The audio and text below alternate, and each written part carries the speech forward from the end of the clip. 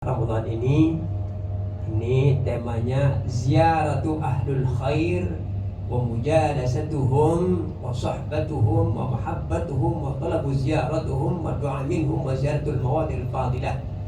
Kalau bahasa kita, dianjurkan kita ziarah, kunjung kepada ahlul khair. Siapa ahlul khair itu? Adalah para ulama-ulama.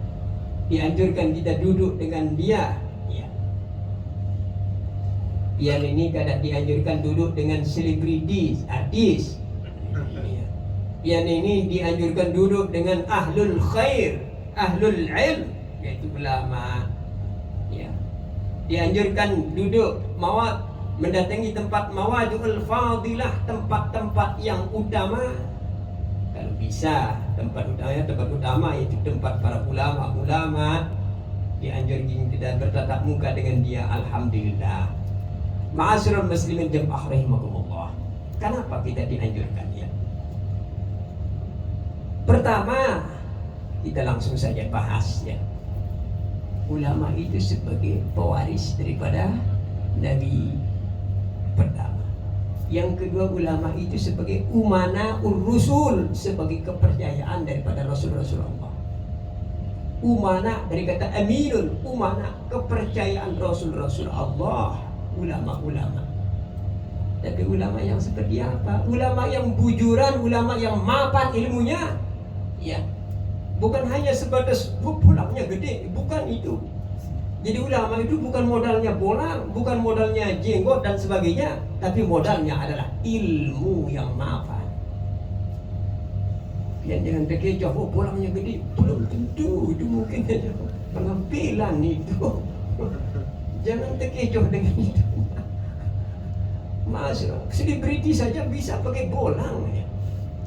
Masyaallah muslimin jamaah rahimakumullah ya. Itu disebut ahlul ilm, ahlul khair. Para ulama-ulama yang mapan ilmunya tentang Al-Quran dan hadis Nabi sallallahu alaihi wasallam. Kata Imam Nawawi, kalau pian ini stres, bukankah akhir zaman ini banyak orang stres? Stres dengan gaweannya di kantor, stres dengan itunya, stres dengan anaknya, stres dengan istrinya, mau cari lagi, mau dan sebagainya.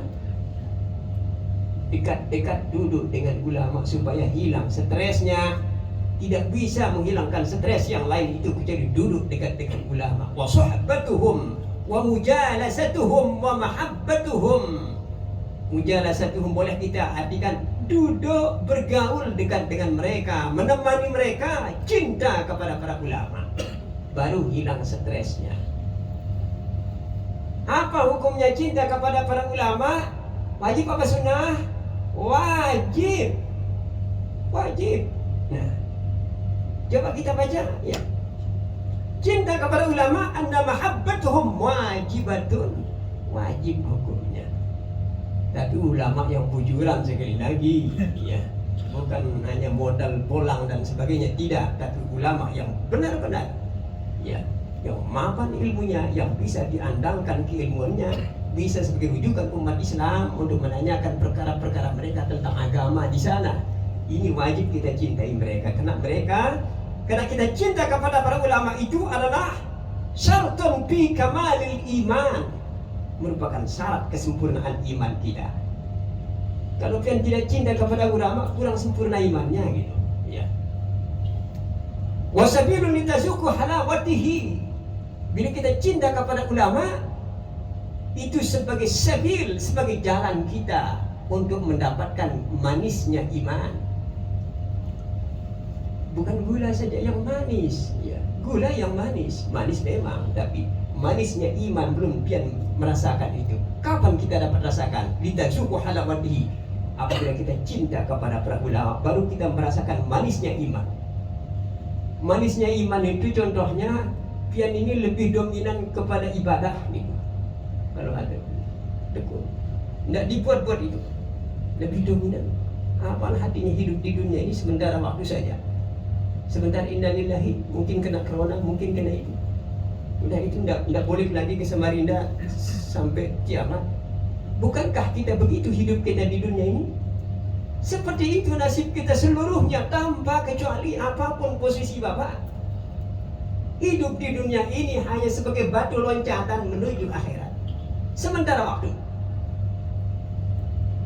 menunggu kita ini, dari kalian yang duduk-duduk menunggu.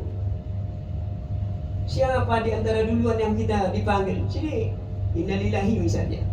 Selesai sudah jatah pian di hidup di dunia. Selesai.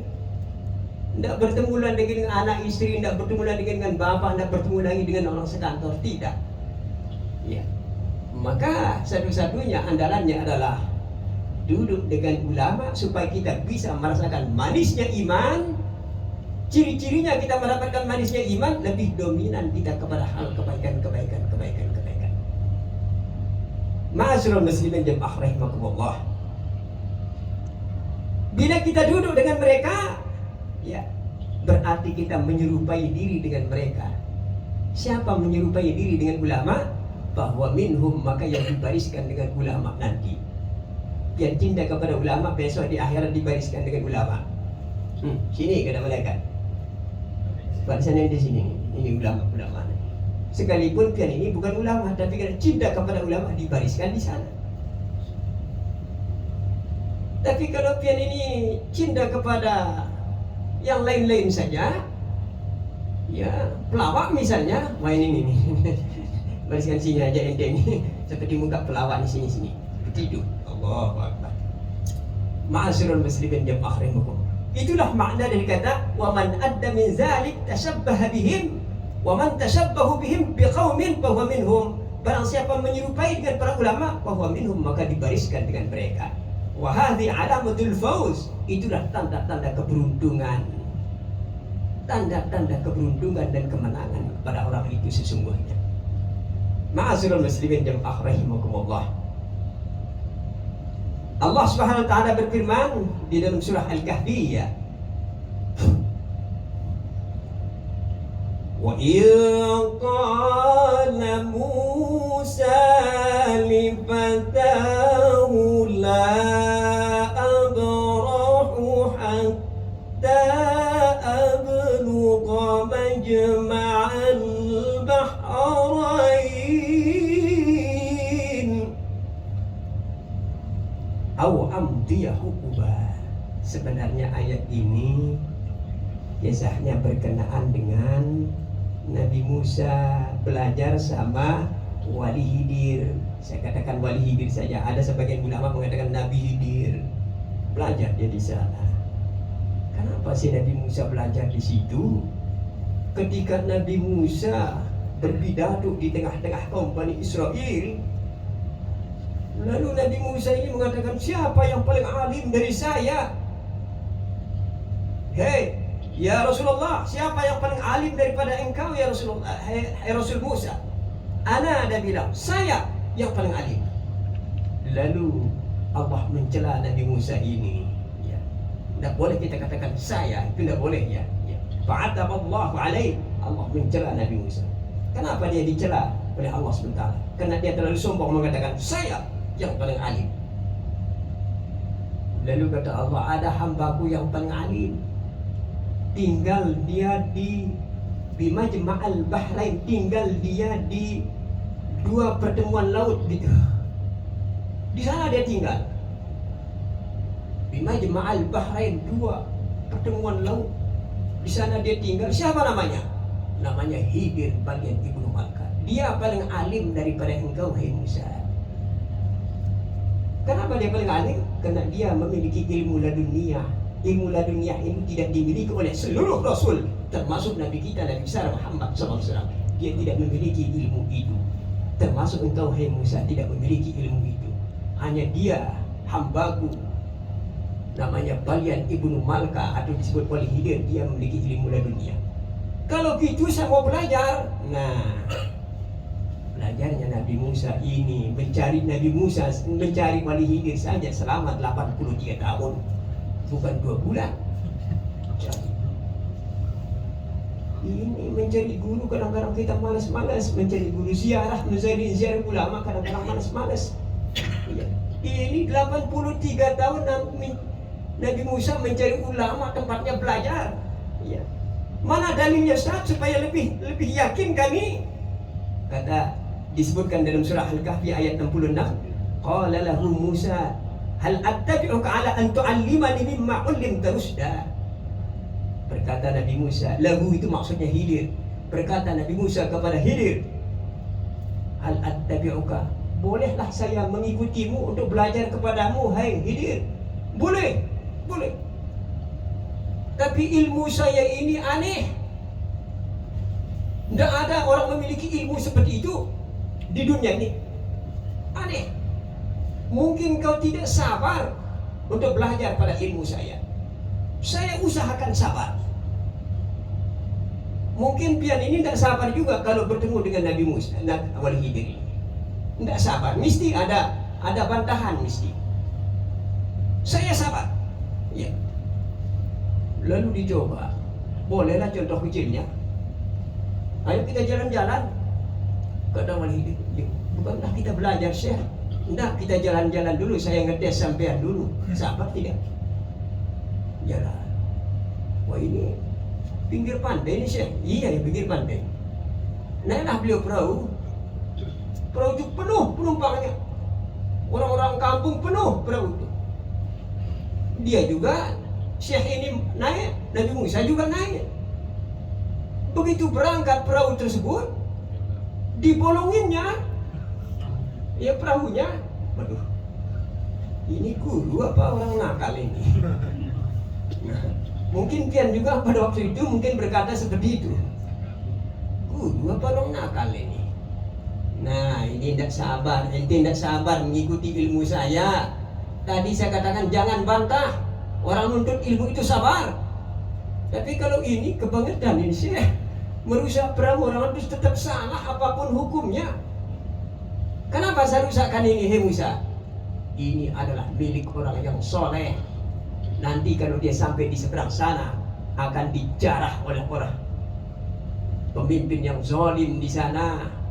Maka supaya dia jangan berangkat, biar dia jadi kembali lagi, mumpung dia belum jauh.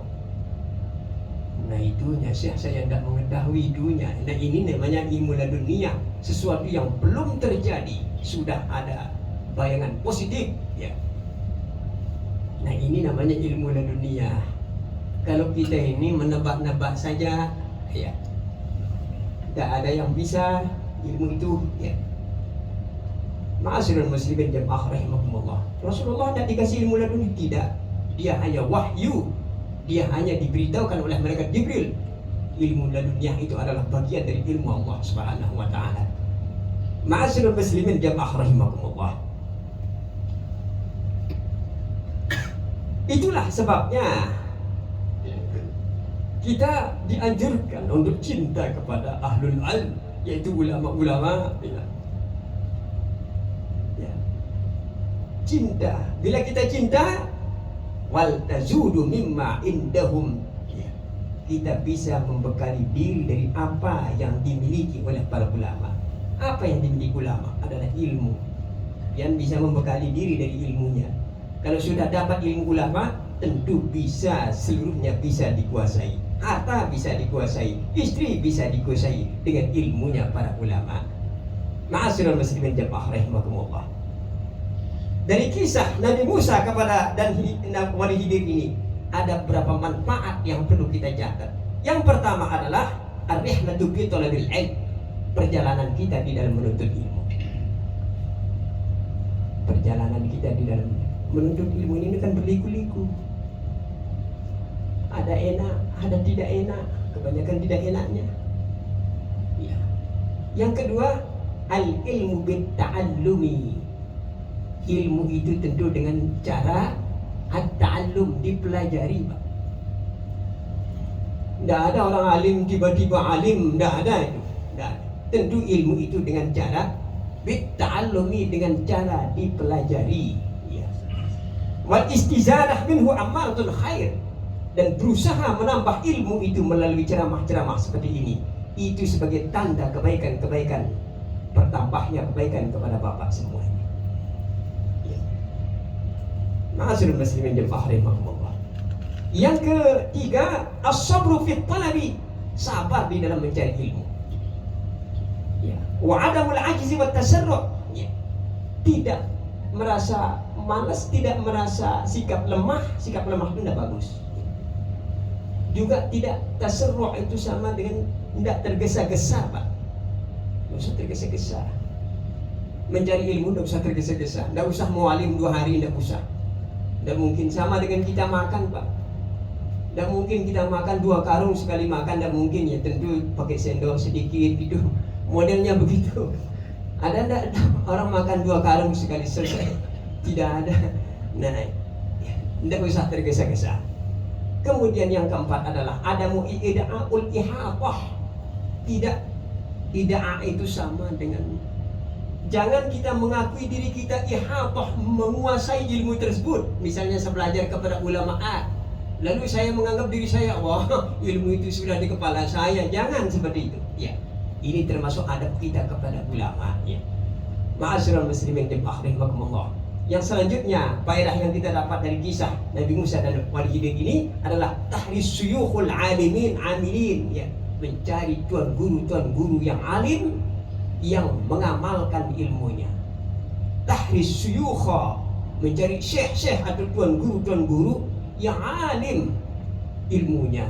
Lalu amilin, bukan hanya sebatas alim tetapi mengamalkan ilmunya, ya. Di sanalah tempat kita menimba ilmu, ya. Baru kita merasakan manisnya iman. Itulah yang disebut maksud oleh Allah Subhanahu wa taala dalam surat Al-Kahfi ayat 28. Wasbir nafsaka ma'al ladzina yad'una rabbahum bil ghadati wal 'ashyi yuriduna wajhah. Bersabarlah dirimu bersama orang-orang yang berdoa kepada Allah SWT, ya, pagi petang mencari yuriduna wajhah, mencari ridha Allah SWT. Jadi kalau pian ini tidak mau stres, sering duduk dengan ulama, insya Allah jadi adem, jadi plong, tenang, mungkin dengan imbas kebaikannya, ya. Tapi kalau pian duduk dengan yang lain-lain, bertambah dia, ya, bertambah dia, tambah stres, tambah tidak karu-karuannya. Ya, dengan duduknya itu saja sudah ada malaikat di sini untuk menghilangkan stres. Akhir zaman ini lebih banyak orang stres, ya, banyak orang stres. Yang baik disebut kada baik, yang tidak baik disebut oh cocok sekali. Itu orang stres. Faktor stres itu banyak, ya. Dengki, stres itu. Dengki, hilang dengki, itu orang stres. Sebenarnya kalau kita memang merasakan manisnya iman, ini tidak boleh terjadi pada diri kita masing-masing, ya. Kenapa? Karena rezeki ini yang memberikan jatah adalah Allah Subhanahu wa taala. Kita tinggal menerima, tinggal menjalankan saja. Bukan manusia. Kalau manusia membagi jatah manusia ini mungkin perlu kan stres. Wah, temanmu aja yang kamu bagikan, bisa begitu. Ini Allah yang membagikannya, bukan manusia. Ya. Bulan, aku kasih kau 60% aja rezekimu. Nanti kalau saya kasih 80%, sombongmu udah ketolongan. 60% aja ya. 60% itu sudah. Ya. Engkau kasih 20% aja. Nggak usah 100%. Sombongmu udah ketolongan. Itu semuanya yang menentukannya adalah Allah Subhanahu wa taala. Tinggal kita menjalankannya saja. Ya. Itulah yang disebut dengan sunnatullah, ketetapan Allah yang harus kita jalani bersama. Ma'asyiral muslimin jamaah rahimakumullah, ada tanggapan, ada yang perlu ditanyakan oleh jamaah berkenaan dengan hal ini atau hal-hal lain? Untuk itu kami persilakan.